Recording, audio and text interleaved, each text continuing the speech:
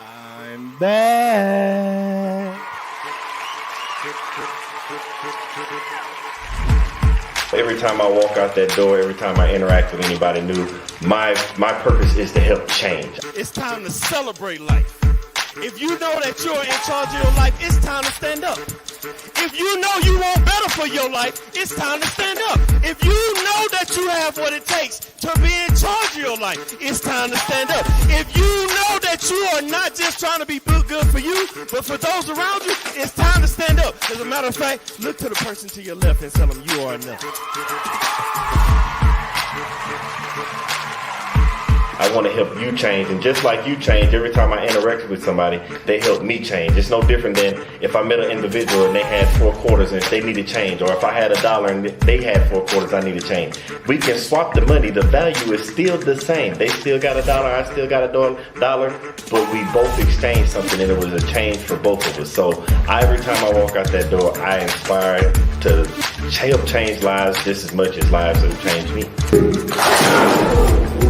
Y'all been listening to the wrong people, watching the wrong things all your life, and it's time to put to rest all those negative thoughts, because you are enough. It's time to put to rest that self-doubt, because you are enough. It is time to get rid of that negative energy, because you are enough. It is time to stop listening to people that don't have the best interests of you in your life, because you are enough. So let's have a moment of silence.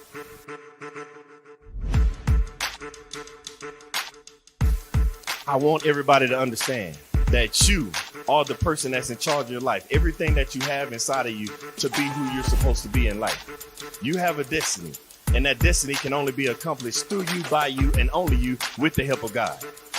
When you realize that you are the person you are, because you're not a carbon copy, there's only one you. They try to put you in a box. Society tries to put you in a box, but you can't be in a box. How can you be in a box when there's only one you? But then they tell you, think outside the box. What I'm trying to get you to understand is there is no box.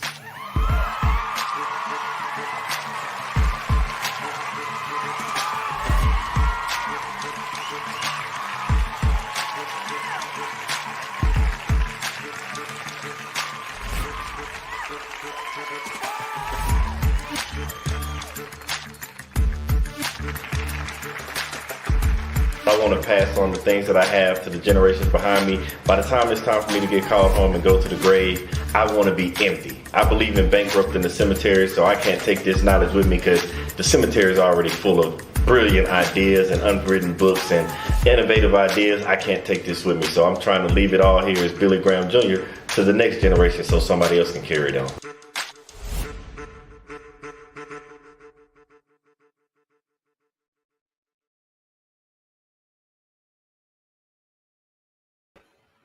What's up, what's up, what's up? And welcome, welcome, welcome. Man, I just had a quick scare over here. Camera started going out. Might look a little different this week. I had to do some last minute things because I just couldn't let us miss out on the guest that I have today. Because when I say this brother has some information that we all need, those questions that we all ask ourselves, and we really don't know the true answer. You know what? I'm not even gonna go down that hill. I want him to explain it. I gotta bring to you the amazing guest, Mr. Anthony McCreary.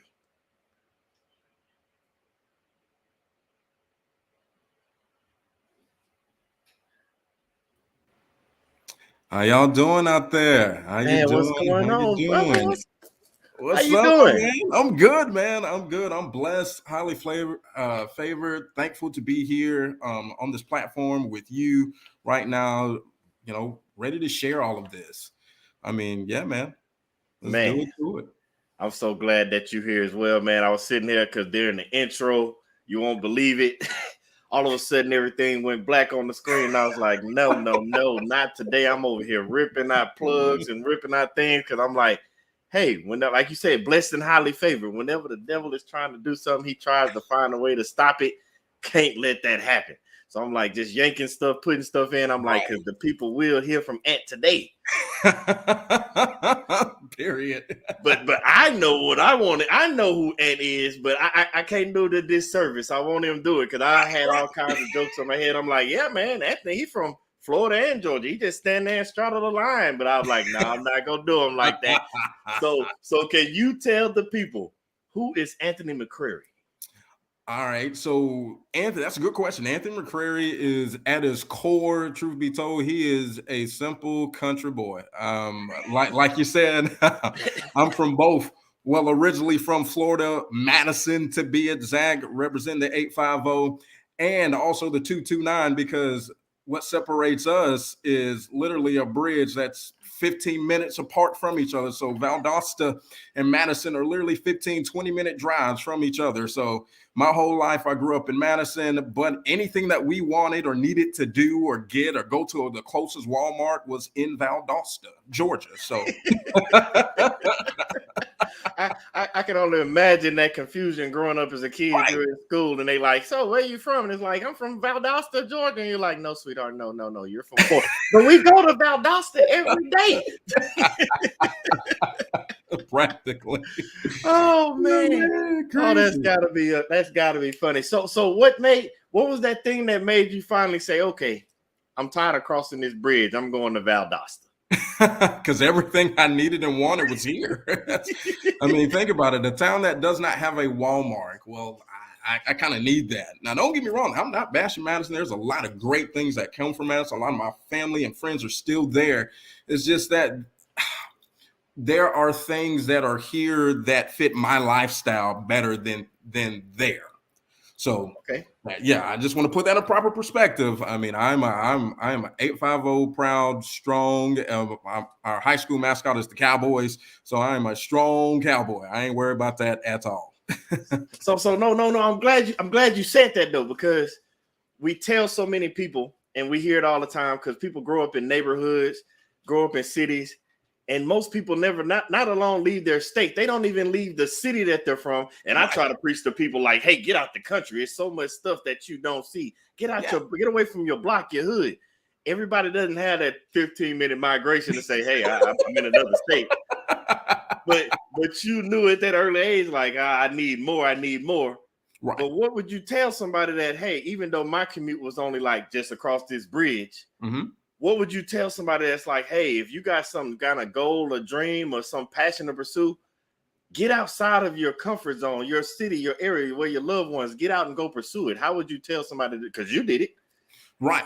So what I would simply put, just go do it.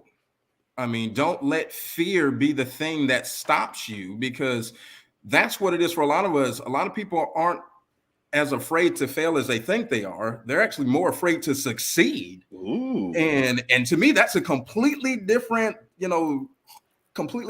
thing when you are afraid to actually be good at something, because when you're good at something, it comes with expectation, right?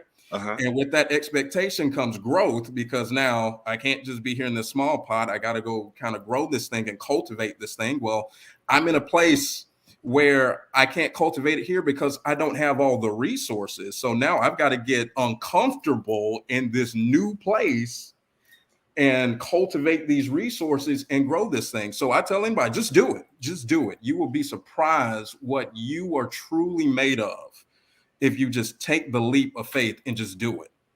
Man, I never thought that I would be where I was, until I just did it. I'm laughing inside because, in our culture, Nike is huge. Right. We run around from I'm talking about knee high to a pup. I'm sorry, I got them little country old sayings as well in me. Like, you sitting there, and that slogan for Nike is just do it. We wear so much stuff that tells who we are as a culture, who we are as a people, and we don't even follow the inspiration that is being. I don't get it. So, like you said, just do it. Get out of your comfort zone. But you said something that I was loving, like when you said that they're more afraid of the success that they're going to receive. And many people don't realize that with that failure, you are learning that lesson the same way you're going to learn that lesson in success. And, Steve Harvey said it best. Like, if you're going through those troubled times and you're going through failure, why the hell would I want to stop in hell when I know the good side is over there? Like, keep going, keep pushing. Exactly. So with that success that you see, let's go back because people just think, because we see it on social media all around, the celebrities. We see it once they get there. you're telling us, we hear about the success now that you're doing what you're supposed to be doing, what you want to be doing. Mm-hmm. Let's go back to those early days, baby ant. How did we progress throughout the years? What was that background of people around you? What was that motivation? What was that upbringing that helped you trickle through the years to say, I need to start getting uncomfortable? It was the fact that my upbringing was always uncomfortable. Like, it was always the things I didn't like doing. I had that mama that took me to church whether I wanted to go to church or not. No, son, as long as you live in my house, you going to church. You're gonna be on every program whether you want to or not. You're gonna learn this Easter speech. I don't care if I got to be in the front row and I got to hold the switch, but you're gonna learn this Easter speech. So it was always that kind of stuff of getting me used to being uncomfortable, getting me used to being in a place of, I don't know. But I think now that I look back on it, as much as I did not like it during that time, I look back on it now, it's something that I can truly appreciate, because every single day, what I do, most people can't do because it's uncomfortable. Now I'm not afraid to go and talk to someone who is making six figures, or talk to someone who's making no money, or, be in the room full of people who I know way more than I do. I'm not afraid of those moments. I'm not afraid to even be on this type of platform, like I probably would have been if I had not come up in a way where, no, boy, you're going to go up there and do the Easter speech. You messed up, start over. I'm laughing because my mom, I was one of those same people with those Easter speeches. And we all start out with that first one. We get up there and be like, Jesus wept in the cut. Oh, baby, this. So no, but you are totally right about that being uncomfortable. And I love that you said that, because many of us, we get to a place in our life that we push those bad moments, or what we assume are bad moments, to the back of our head. Right. Not realizing that those moments made us who we are today, those uncomfortable moments. So basically what you're saying, we already have this stuff in us. It's instilled in us because it was uncomfortable growing up. We're used to it, but we get to that comfort zone. Now it got to a point, because I know we all got there. Now that you grew up, you was in the church, and now you're at that transition point, like, it's time to get out of mama and them house. I ain't got to get up there for that Easter speech. What was that next transition that said, I'm on my own? Because we get to that point where we're kind of on our own. Like, what happens with that for you? So for me, if I can be, candidly honest here, man, be transparent. We want it. I mean, for me, it was kind of what we all do, when we, as Paul would say it best, the thing that I should do, I don't, and the things I shouldn't do, I do. I went through that phase. I was doing all the stuff that I wasn't supposed to be doing. It just seemed like it came natural and easy to me, because why? My mama told me not to go over them people's house. So when I got out of her house, I went straight to them people's house. My mama told me not to date that girl. Well, guess what I did? As soon as I got out of her house, I dated that girl. But you know what? I learned through all of that, those different experiences and those life lessons, because that's what life is forever doing, is teaching us lessons, that uncomfortability that I grew up with as a child. That's why they say, train up a child where he should go, because it won't depart. It never truly departed from me. I was still able to have a moral compass and be able to maneuver through and still be able to figure out, okay, what is my gift? What is my destiny? What is my purpose? What am I supposed to be doing right now, even in the midst of me not knowing what the hell I'm doing, And sometimes that's kind of where we got to go. And we got to go through those phases to kind of figure out who the real you is. So that's during those times from probably 19 to 25-ish. Man, that's where I did probably my best self-discovery of trying to figure out who I am, what makes me who I am, and figuring out these different gifts that I was gifted, as a child, understanding that, what, this uncomfortability that was given to me as a child, yep, I thought it was a detriment, actually became a strength of mine, Ooh, I like how you put that, because so many people don't realize that, as you said, train up a child in the way they should go, because you preaching on here tonight. And I'm all for it, because you're saying exactly what many people, including myself over the years, have overlooked. That thing that upbringing was getting you ready for what you're supposed to be doing. And as you said, those things that were coming easily and coming natural, those things we shouldn't have been done. It was a reason for that. Of course, when it's wrong, it seems like it's easy and natural. But nobody thinks about when you say your gifts, your purpose.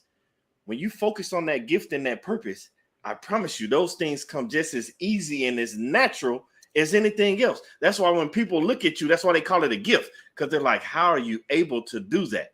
Like, people joke, we watch, saying I grew up watching movies and stuff, and we see all the superheroes, like Superman, he can fly, Wonder Woman, she has lasso. Like, we see all these amazing things, and we're like, that's what they're here for, protect and serve. And we're just so happy, not realizing it's coming easy for them, but we don't never look inward, as you said, and see what comes easy for us. Now, you went through that phase, and we all went through it for it. Hey, some of us still going through it. We ain't calling nobody out. Ain't calling nobody out. But when you're going through that phase and you figure it out, because some people right now on the cusp of figuring it out, what do you do to transition to hey, I figured out what I need to be doing? Because some people out there have an idea, but they don't know where to go next. So what would be that next step that was in your life that was like, I figured it out, I think, let me go pursue it? Right. So for me, it was simply a plan. And understanding what a plan is, because I think a lot of us have great ideas, right? We have ideas for days and these dreams. Now, how do you take this dream and turn it into action? Well, it's a plan. So what I did was, where I am now is not where I was even then at that point, when I realized, okay, my gift is the gift of gab and people.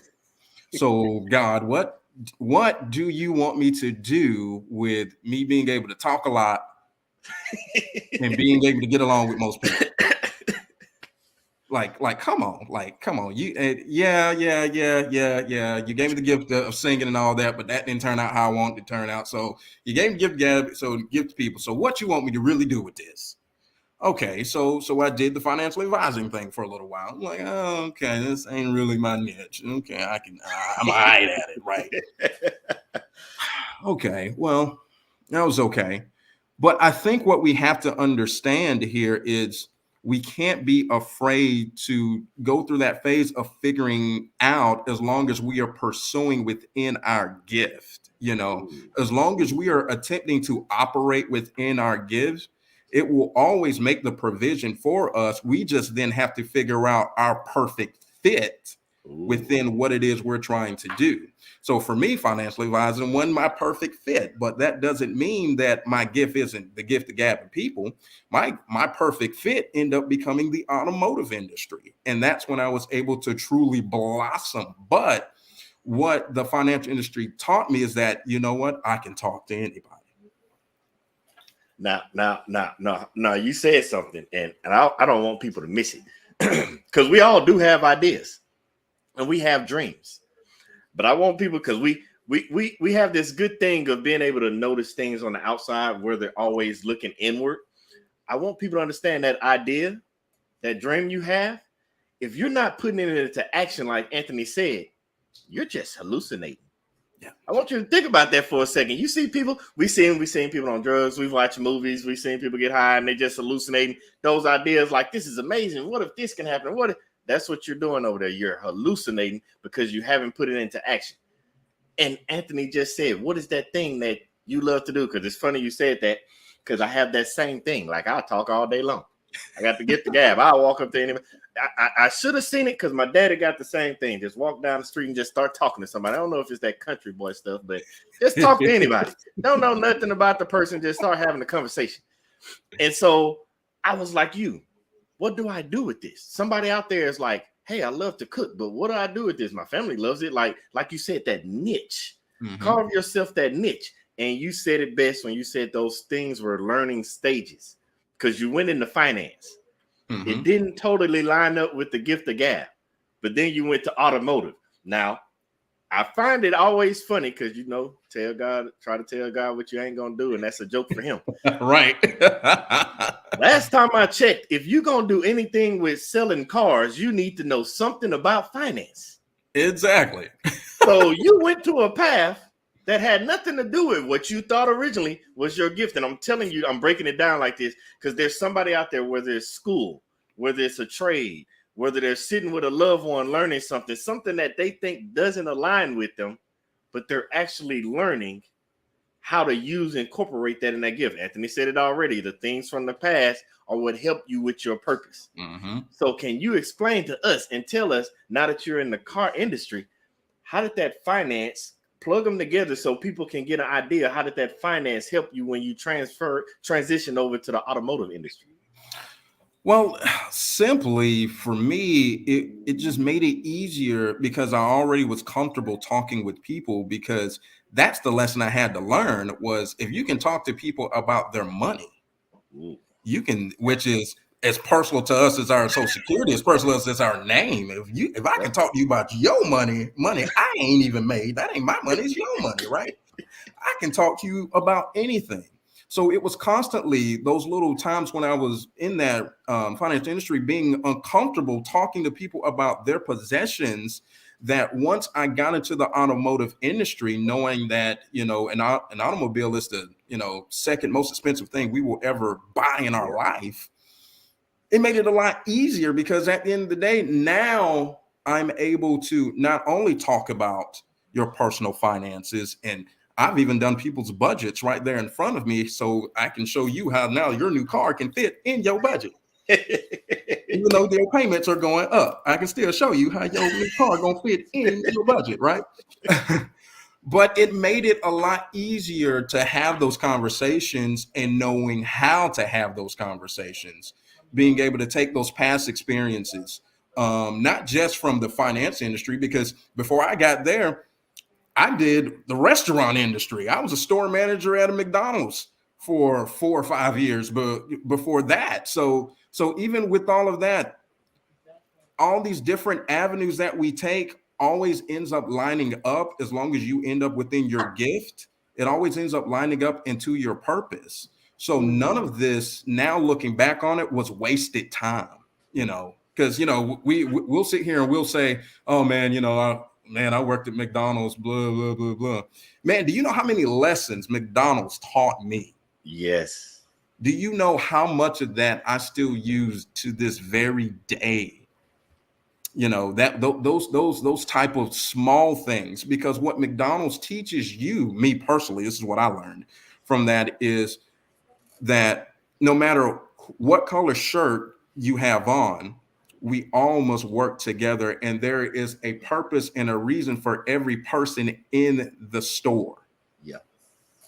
Whether it's the maintenance man who cleans up after everyone, or it's the store manager who runs everything, everybody in between, they all serve a role and they all serve a purpose to a common goal.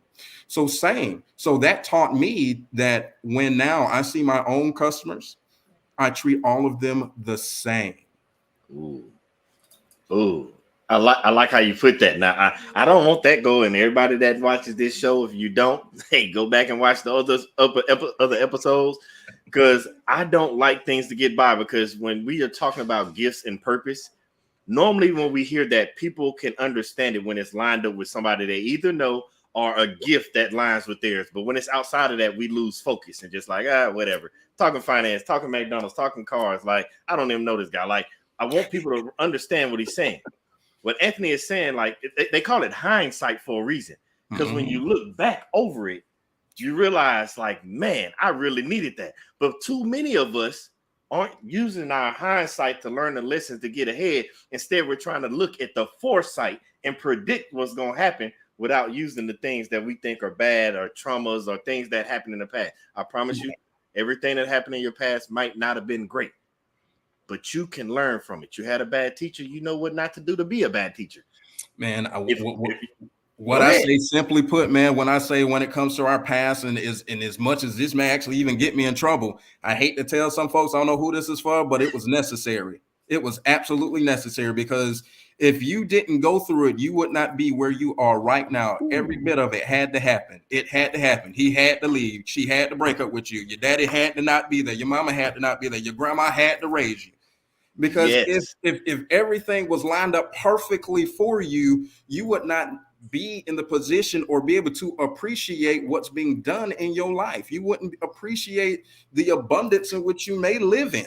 And we all live in some type of abundance, you know. Man. So that's why I say the past, what we have to understand about it, it was necessary. It was necessary.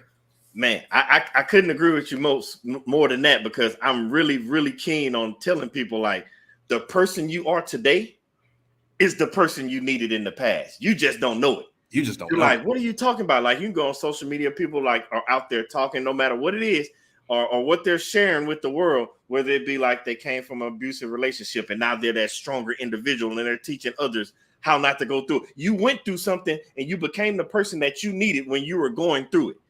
Now, the question that you have to ask yourself is, are you doing right now what you need to be to become the person that you need right now? Right now. Yep. Remember that hindsight, foresight. Hindsight, yep, I needed that person. That's who I became, this person. That foresight, am I doing what I'm supposed to do, that I can look back 1 year, 2 years, 5 years from now and say, man, I'm glad they took advantage. I'm glad Anthony did this. I'm glad Billy did this. Ask yourself and be like, I'm glad they did that. I did this for myself. Because if I didn't, I wouldn't be here right now today where I'm at. And you did something that you kind of breezed over real fast. Back in that crossing the bridge, going back and forth, learning what you learned from McDonald's, customer services, knowing that I'm going, no matter your color of your shirt, I'm here to help you. Finances, because we're right.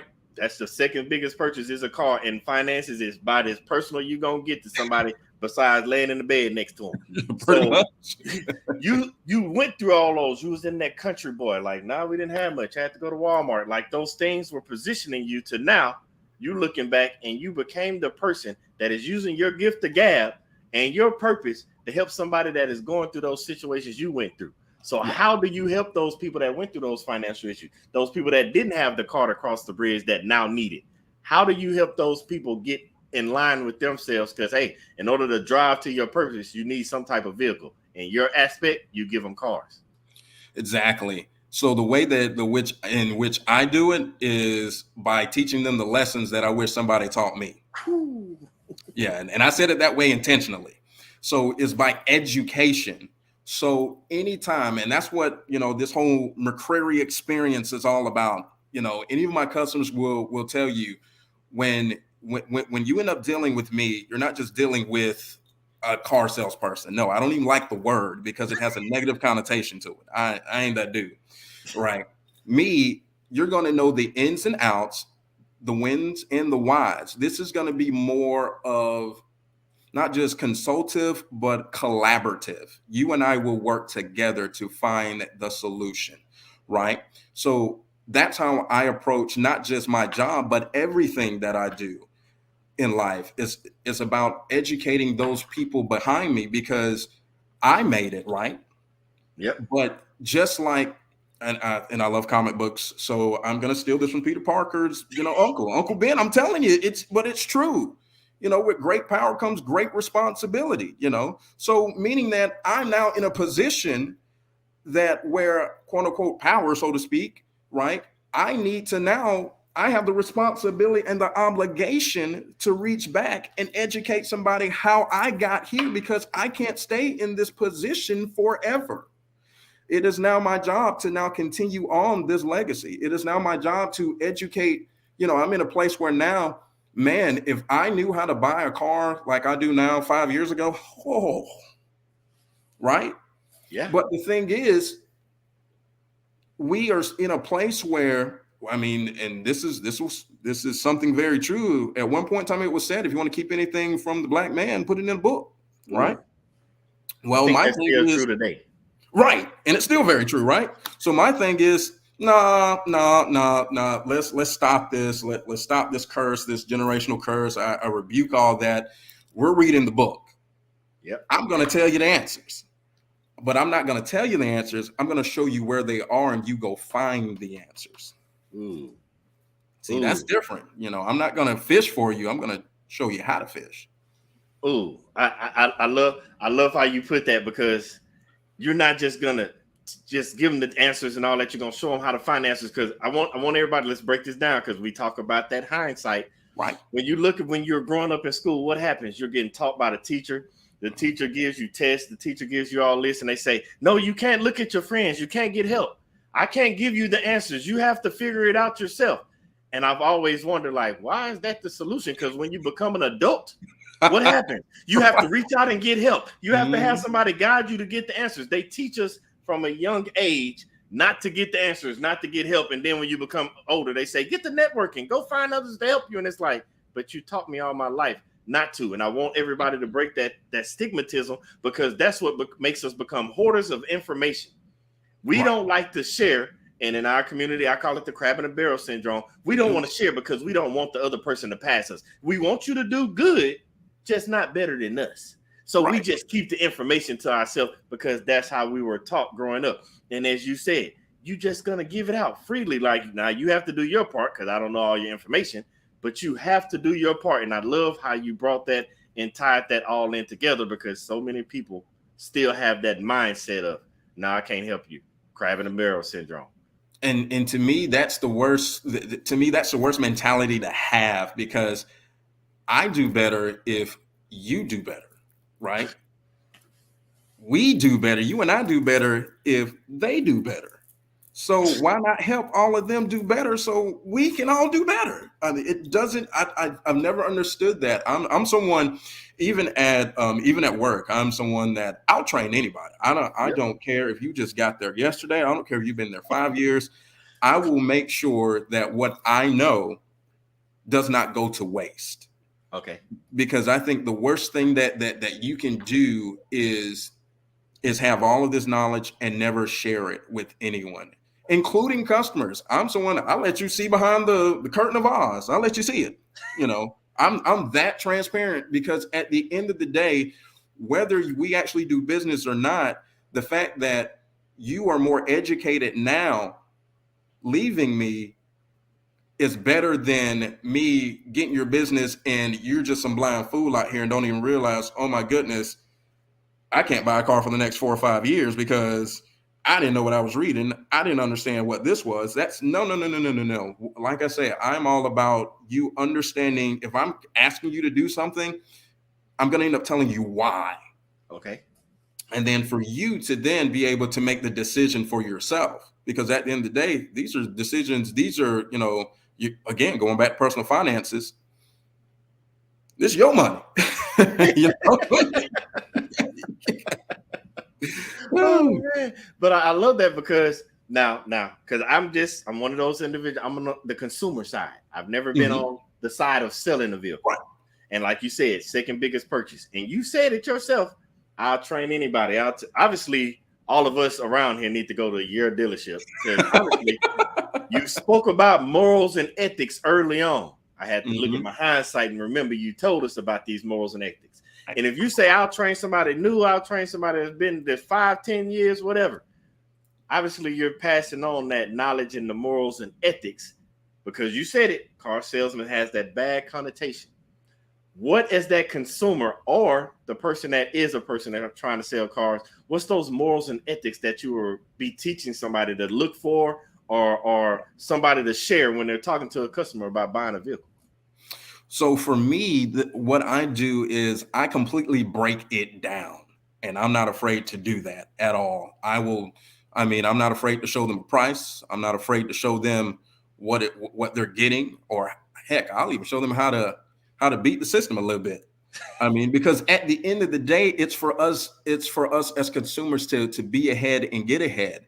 I'll teach them what some of this quote unquote car jargon is. You wish your lawyer would do that, and everything that, but I'll tell you what a buy rate is, or I can tell you exactly how the bank is thinking. Because when we go into this place, these places, we are in a place of which is, being afraid because we know we don't know anything. Exactly. So we are at the complete mercy of this person, and we better hope they're right. And we don't know what we're reading half the time. We don't understand. It's just like, good example would be, I liken this to insurance. Good example would be, what does page 12, line 6, section B say in your life insurance policy? No clue. Exactly. No clue.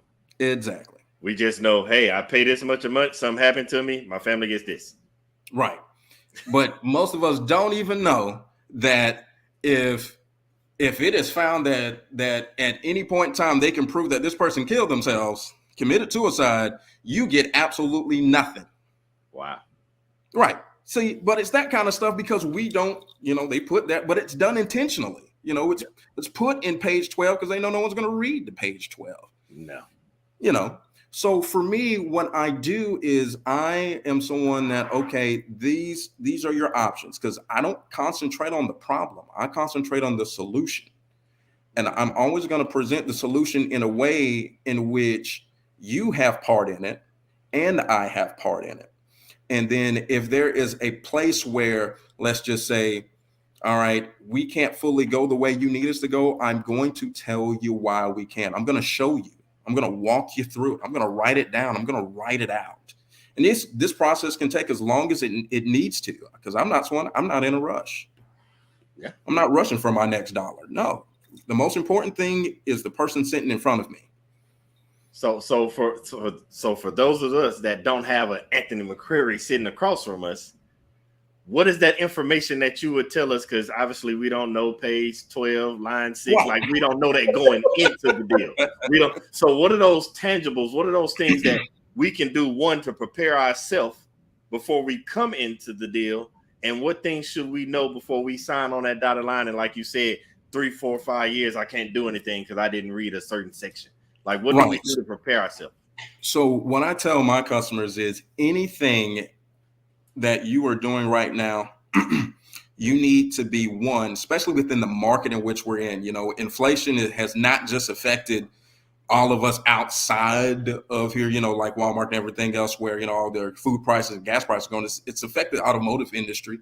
Then on top of that, what's going on is a chip shortage.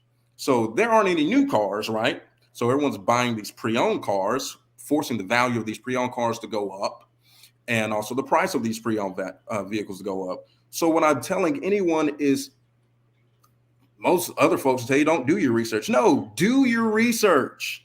Do your research. One, research what it is that you want. But two, you need to be open, because of the shortages in vehicles right now. There may be some things that you may not be able to get.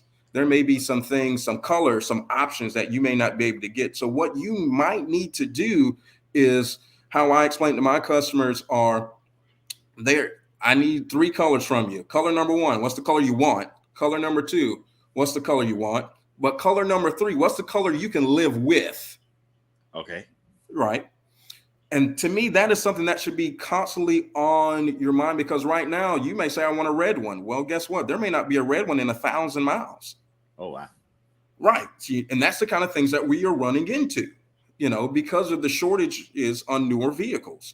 Or, I got to have a moonroof. Do you got to have a moonroof?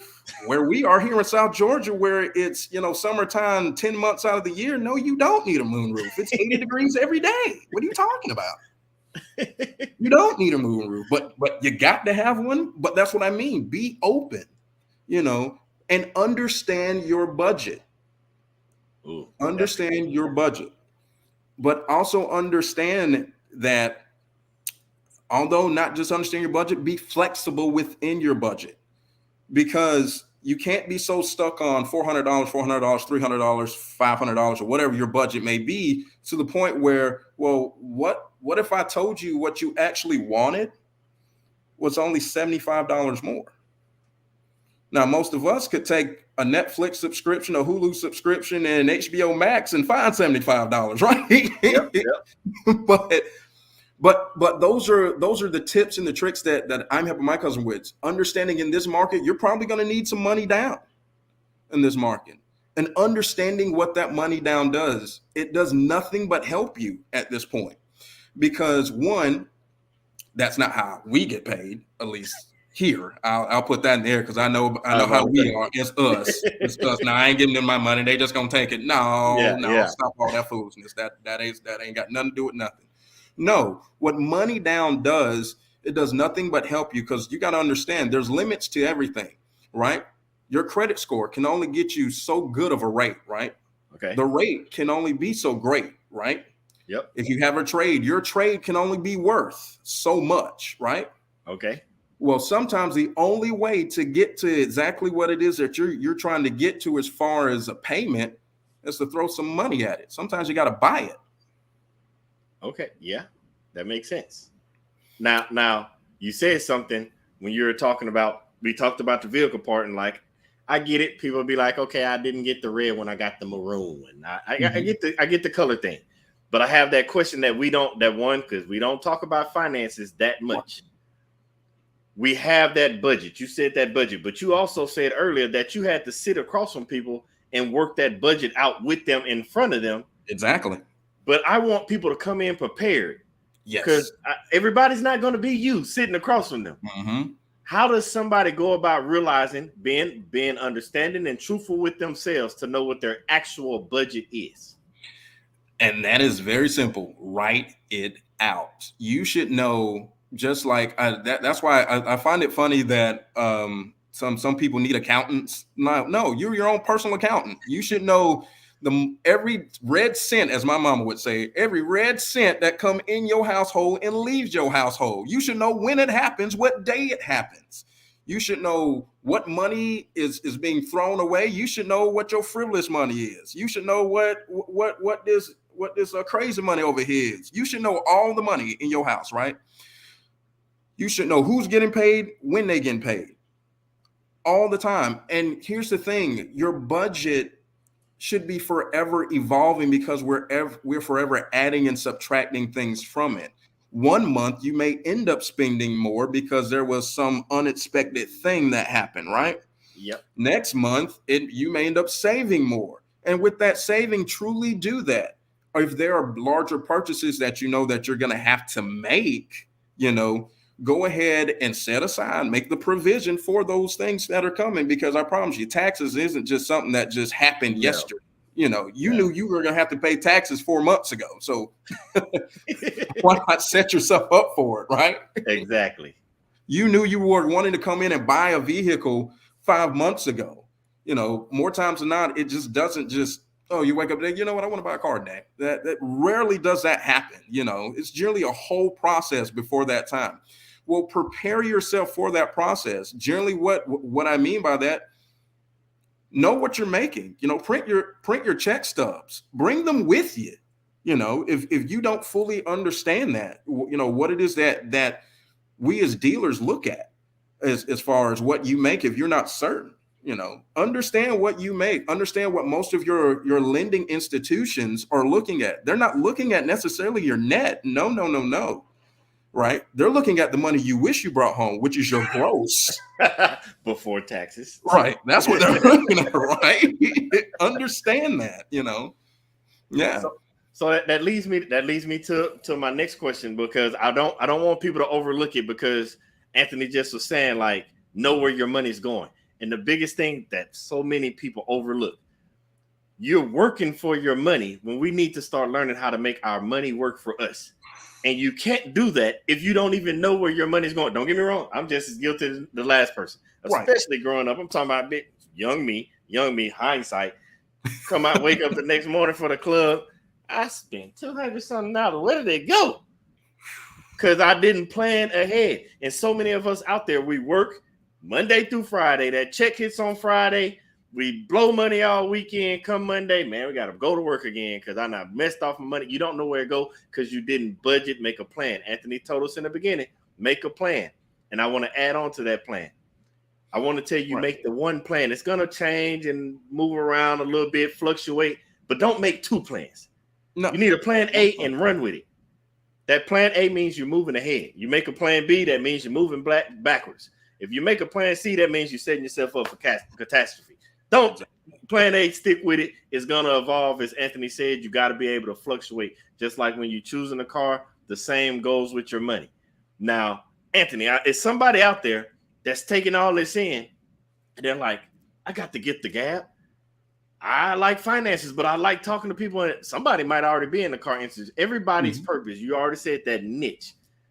What if somebody's out there and they're looking at you like, man, that sounds like me.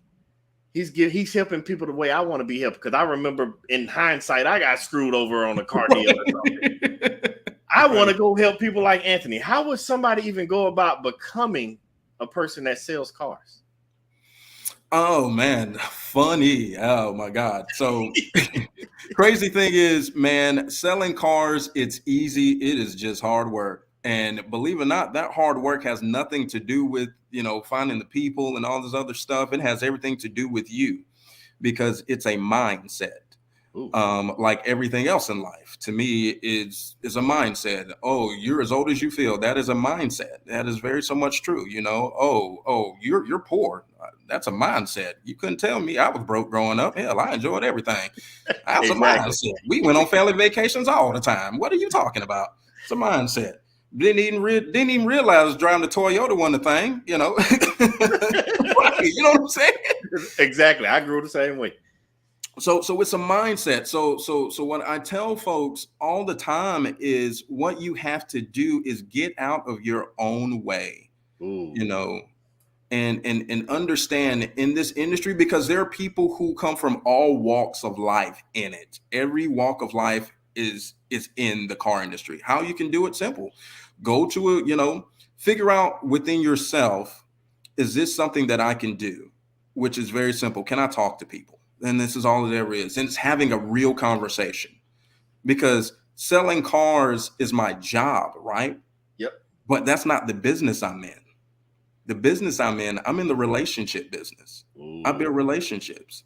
And that's part of that plan, understanding what it is I'm actually supposed to be doing, understanding truly what my purpose is, and finding a way to connect those two things, Yes. Man, I'm talking about you. So much just flooded to my head when you said that, because we hear people talk about mindset so much, and it's so many of us out there, especially me growing up, like, what do you mean change my mindset? What are you talking about? Like, yes, I'm going to start thinking positive, but what do you mean? And you just said it. I want people to catch it. You're not a car salesman. No. You change that mindset. That's your job. You're in the business of relationships. Somebody that's out there, we said it earlier about cooking. You're not a chef. You're in the business of feeding souls. Like a teacher isn't just a teacher. That's their job. They're the first person that has an influence, a hand on molding the greatness in that young child. Exactly. It's all about changing your mindset, man. Because you said it. Most of us are in our own way. In literal sense, we're basically our own worst enemy. We are truly our own worst so enemy. Many of us don't even realize it. Think about it. You're literally sleeping with the enemy. Literally every day. Every day. When are you going to change the mindset and get out your own way, as Anthony said? But hold on, I'm not even going to go there, because you said it. You said it. What do you tell people to help them stop sleeping with the enemy themselves and start changing their mindset?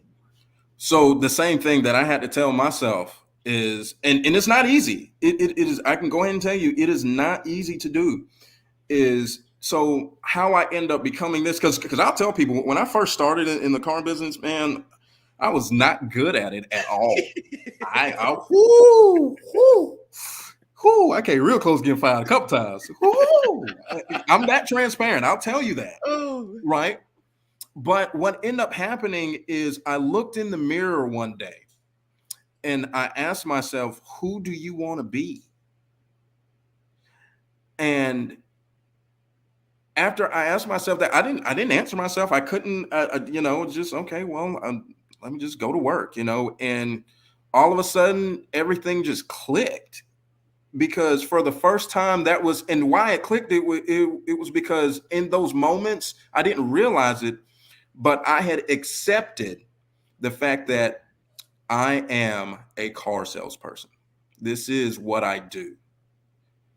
And it was me in an honest moment, because again, like I said, we are afraid to succeed, right? Yeah. I was afraid to be this a car salesperson? So I feel like a lot of times we are afraid to be the best hairdresser in town. We are afraid to be, oh, that cool barber. We are afraid to be, okay, he that cool real estate agent. We are afraid to be ourselves. And that's what it was, because I was trying to be everybody else at the dealership, right? That's what I was trying to do. I was trying to be like this person. I was trying to close like this person. I was trying to act like this person, and didn't realize none of it was genuine. And that's why I wasn't successful. So that's why that question became so prevalent. Who do you want to be? And ultimately, I wanted to be me. So this is who I am. I'm this every day, all the time, 24/7. I'm always on. This is who I am every single day. And I promise you, I've not gone hungry since. Man, you do so much stuff in my head. Like, I can sit here right now and people, it sounds like a joke. If I say, Anthony, what's 2 + 2? 4. If I say, Anthony, spell car. C-A-R. Do you remember a point in our life? Because we all seen young kids. We talked about it growing up. We talked about that hindsight. 2 + 2, 5, 6, 3. Like, we were struggling. Right. You tell a kid to spell car, they're gonna be like K-A-R-A. Like, they're gonna be all over the place. And that hindsight, because you said it, we're so afraid of who we're gonna become.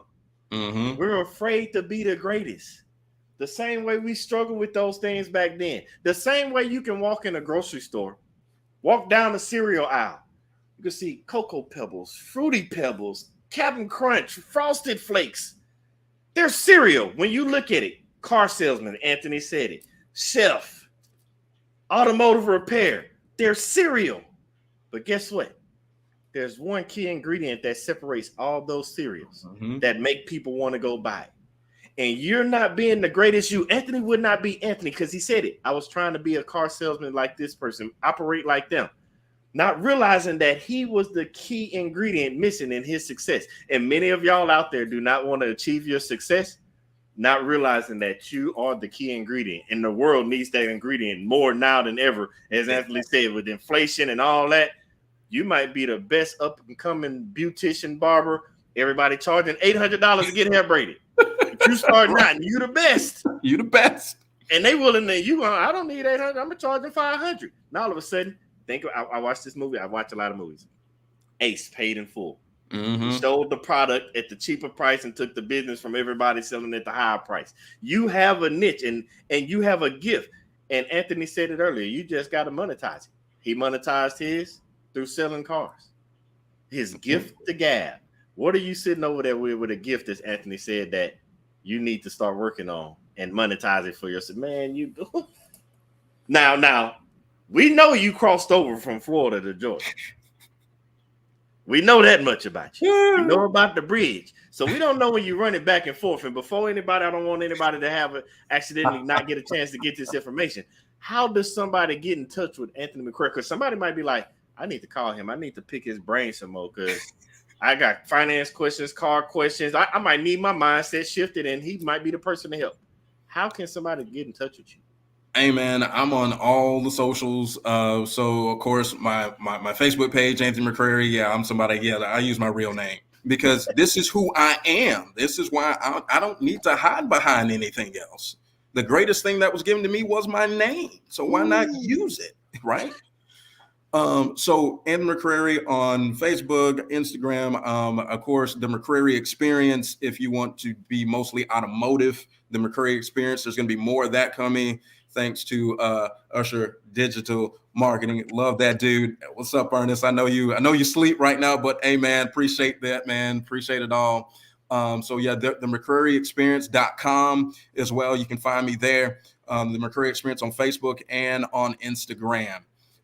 Yeah, and I promise you, it is me that does respond. So if you hit me up, I promise you, I will talk to you. I will hit you back with whatever I got, because I believe that your gift is not here to be hoarded. It is here to be shared. Ooh, yes. And I think that's where we miss it a lot of times, is that we have this gift. Oh, it's mine, it's mine, it's mine. I'm a great singer, so I'm the only one that's supposed to be able to sing, blah, blah, blah, blah. And 15 years later, we wonder why God's taking our voice away, because you did the thing that he told you not to do, which was to hoard it. He told you to share it with everyone. So I'm someone that believes in sharing all that I know and all that I've learned on these short 36 years that I've been on this earth, because somebody needs it. Yes. Especially the generation behind us. Oh my God. So I know we got to bring you back on, because we're going to definitely have to talk about that one, because I couldn't have said it better. Miss West, Miss Davis, they was all great motivator, inspiration to many, because I know you are a great inspiration to me. Miss Davis saying great job. Hey, because you are killing it. It was fine, man. Like I just I gotta ask one more, because I can't let you go that easy. I ask everybody, hey, matter of fact, let's segue for the next time, because I gotta have you back on. You said especially this up and coming generation. So remember, hindsight, foresight. When you're looking at somebody and there's somebody's watching you, trying to figure out, like, hey, how would I go ahead? Because for hindsight, foresight, we see the future. I mean, the past that we had, and we see the future that's coming up. What would be that one thing that you would tell somebody or inspire somebody, whether older or younger or the same age, to do their best to help the up and coming future so that we can be better off? Right. What's that motivational point you would give them? Is that you owe it to yourself. And would you rather go to the grave knowing that something that you said in your promo was so right on, which is we should bankrupt the grave. There's so much greatness that's in the grave that will never be taught. So many great ideas that will never be seen. So many great dreams. No. That's not what it's for, because guess what? Our foreparents didn't do that. Exactly. They couldn't all write it down, but they told it to somebody, right? Even when we came from Africa and over there in Egypt, they put it on paintings on the wall. We owe it to not only ourselves, but our generation. And I promise, when you act according to, because it's purpose and not just our will, but his will, when you act according to his will and our will, because when them two things line up, it's a whole different story. You will never go hungry. Even when it looked like you feel to go hungry, I promise you. You won't. Giving is the greatest thing that you can ever do. And especially if it's something that he gave to you. It's the greatest thing that you can do. So that's why I freely share my knowledge. I freely tell people every day that the final question that I ask myself every single night before I go to sleep, silently to myself, is, did I bring value to somebody's life today? Not did I sell them a car, not did I make the most money, not none of that weirdness. No. On a simple level, did I bring value to somebody else's life today? Oh. And I think if we begin to take on that type of mentality, we begin to ask ourselves every single day those type of questions of self-reflection, I believe you'll begin to see where that crab in the bucket starts turning into crab in the bucket, starts turning into, you push me, but I pull you. Oh, you push me, but I pull. I really can't touch it, but you said it, because you get your gifts, your purpose, you're doing what you're aligned with, and you just said it, the value. Because think about it, a gift is meant to be given away. And one of my biggest things that I have to try to help people understand, that if you don't know your value, then your value isn't valuable at all. Once you figure that out, then you can start helping others. And we talk about it because I hear people complain all the time, all these younger kids, all the older people. I said what I said about that cemetery thing because we got to bankrupt it, because just like anything with a bank, you see armored trucks go pick up money all the time from businesses, from stores, from banks. I've never seen an armored truck pull up to a funeral home and drop anything off. Nope. So all that knowledge and information, as Anthony said, that you have inside of you, you're going to take it to the grave with you. But the people you're complaining about right now that are trying to learn what their value is, because me and Anthony talked about that hindsight. We talked about the things that helped us, mold us growing up, but normally you just get it from your parents. Mm-hmm. We talked about the things hidden in books. We talked about the things that's all over the place that we just don't know.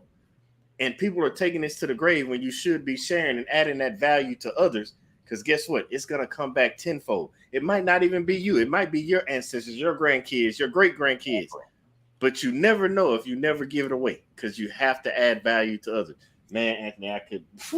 I'm telling you, because my thing is, as much as I would love to be, rich with and wealthy with things and stuff and all that great jazz. No. At the end of the day, I want to know how many people, how people rich was I?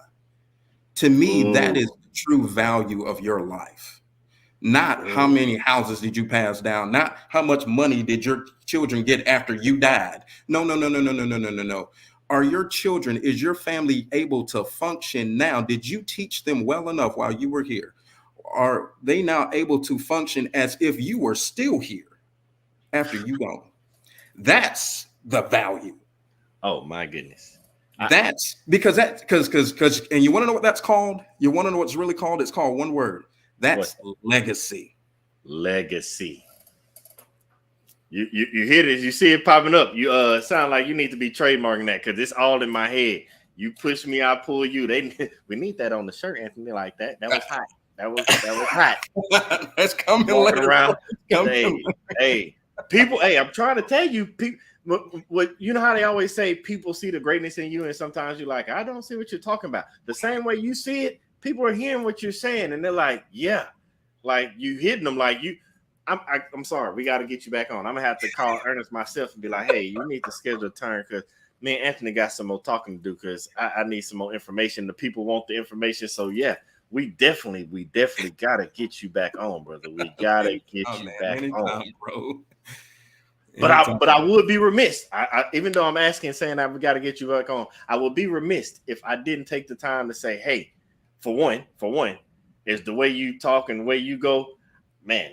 We need to find you a show. We need to get you a podcast, man. We talk about cars, whatever. Like, man, there's a car show coming up soon. Like, it's always called NASCAR, any kind of car. Like, we got to get you a podcast, brother. Like that. Hey, man. Believe it or not, I didn't want to break this out the bag, but I guess you're breaking it out the bag now. Is one coming down the pipeline? That's all I'm saying. I'm just put it in there like that. See what happens. See what happens.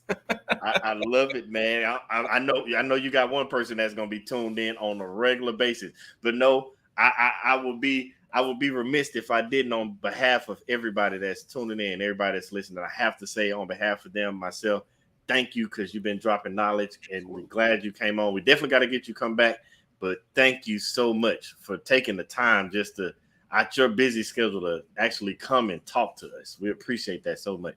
Man, no, I gotta thank you for even having me here on this platform to even be able to even speak, to even think enough of me to even think that I was worthy of your gift, because this is your thing. You know what I'm saying? And sometimes I feel like we tend to treat other people's gift like it ain't nothing because it ain't ours. We must always show respect and reverence that other person's gift, because at the end of the day, that's how he blesses us, by the way that you treat his other creations, right? So yeah, so thank you for allowing me here, and I thank everybody who's tuning in. I had no idea this would end up blowing up the way that it did. I was like, man, I'm just some little country boy from Master Florida. Who gonna want to hear me talk? Who said you'll be surprised, but can't nobody hear you if you keep your mouth closed. Exactly. Closed mouths don't get fed. Exactly. So thank you. I look forward to doing this again. And I will say, I'm sorry we didn't get to all of the car questions. Oh no, we're gonna get to it. We're gonna do it again. We're gonna do it again. Okay. Oh, no worries, man. No worries. But again, don't go nowhere, because I want to talk to you right after the show. So don't go nowhere. But again, thank you, brother. Thank you. We really do appreciate you. Yes, sir. All right, brother. I see you on the other side, man. Man, I don't know if y'all caught that. You need to, if you didn't catch anything else, that we talk about gifts, we talk about purpose, we talk about all that. But it's all about the same thing, no matter when you come to the end of it. It's about helping others, giving to others. And Anthony said it himself. You need to make sure you're people rich. You show me your network, I'll show you your net worth, because you cannot expose your gift. You not become and act according to you have to and live in your purpose if you're trying to keep it all to yourself. Like Anthony said, don't be a hoarder. Share with others. Man, If you didn't get a chance to catch it all, please go back, keep watching any episode, go back and watch previous episode. It's all on YouTube under Strategic Dope. If you haven't subscribe, like, comment, share, get it out there. Like you said, we're not hoarding. I want you to share. Again, I thank everybody for tuning in. Amazing show. I can't wait to see our next guest. Man, it's finna be fun. But thank you all for tuning in. It was an amazing night. And as always, I want you to continue to live in your purpose, with purpose, on purpose. Love y'all.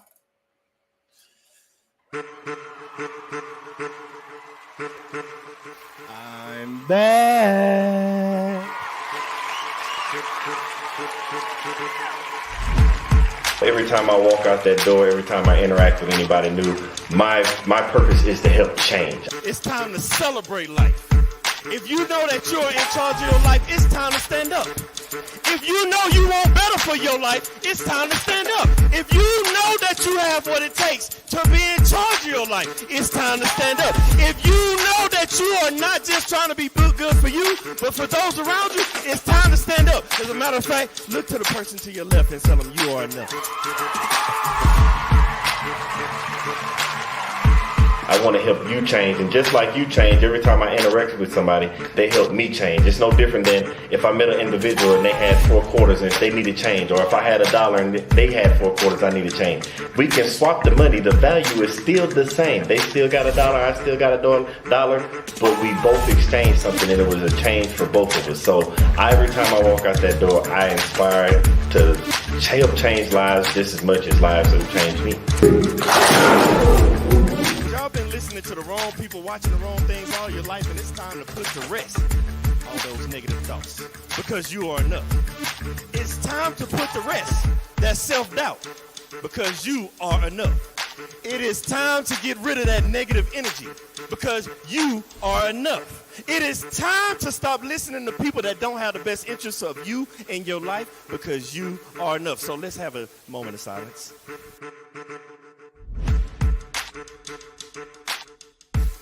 I want everybody to understand that you are the person that's in charge of your life. Everything that you have inside of you to be who you're supposed to be in life. You have a destiny, and that destiny can only be accomplished through you, by you, and only you, with the help of God. When you realize that you are the person you are, because you're not a carbon copy, there's only one you. They try to put you in a box. Society tries to put you in a box, but you can't be in a box. How can you be in a box when there's only one you? But then they tell you, think outside the box. What I'm trying to get you to understand is there is no box.